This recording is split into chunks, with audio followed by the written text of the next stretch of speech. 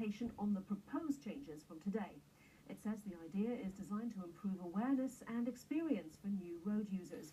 Sangeeta Maiska reports. The proposed changes to both driver and motorcyclist training, says the government, would improve safety on Britain's roads.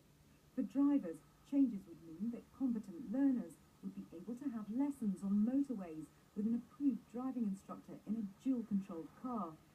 The biggest proposed changes are reserved for motorcyclists.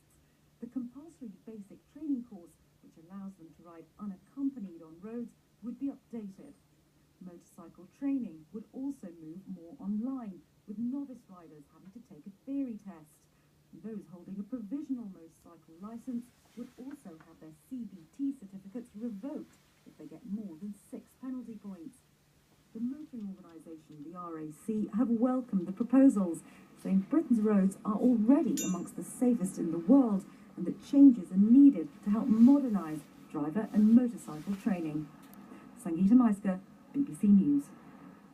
And with me now is Chris Bensted, a driving instructor who's a member of the Driving Instructors Association. Chris, thank you very much for coming along. And I understand that you think this is a good idea. Definitely. I think any tool that we can have where we can give people more experience, that's got to be a good thing.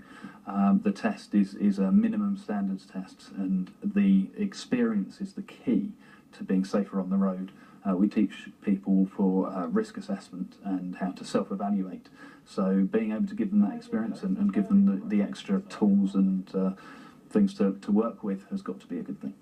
Because I'm imagining that the average driving lesson, certainly I remember when I was learning to drive, it was travelling around relatively minor roads and, you know, getting nowhere near the sort of speeds that you might experience on the motorway. So expecting newly qualified drivers to drive on the motorway without any practice, it's really like throwing them in at the deep end, isn't it? And that's what people are doing at the moment. They're going in with no specific motorway training. If you're lucky, and I'm in an area that's got one, there's good dual carriageway networks, and we can make use of those.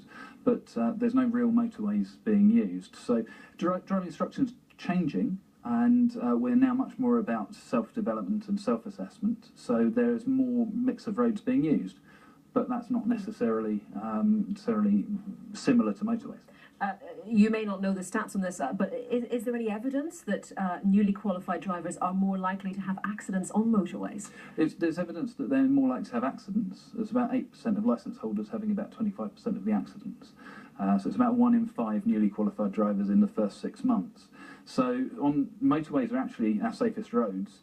The big benefit is if we can get them confidently using motorways, then we can get them off of the other roads onto safer road networks. So there's a real balance of benefits. Do you have any idea at this stage how these proposals would work? Because as I understand it, it wouldn't necessarily be compulsory that a learner driver would have to do part of their training on motorways.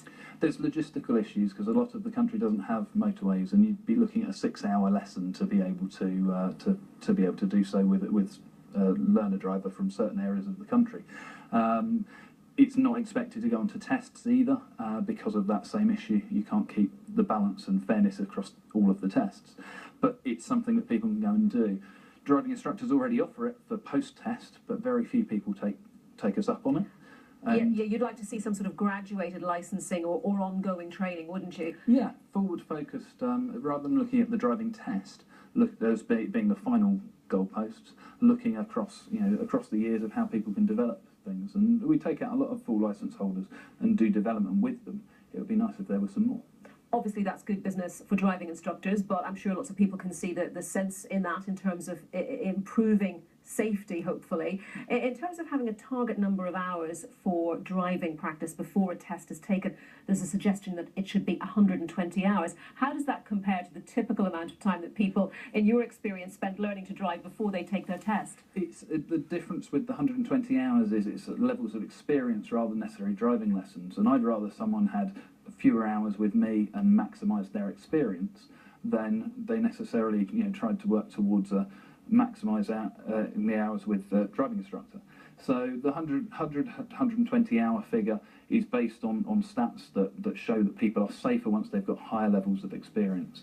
Giving us something like motorways to work towards, getting people to a confident and safe level to be able to use those motorways, gives us more to work with to get those hours under their belt before they've taken past their tests. Okay, Chris, thank you very much. Chris Bensted, a member of the Driving Instructors Association. Thanks again.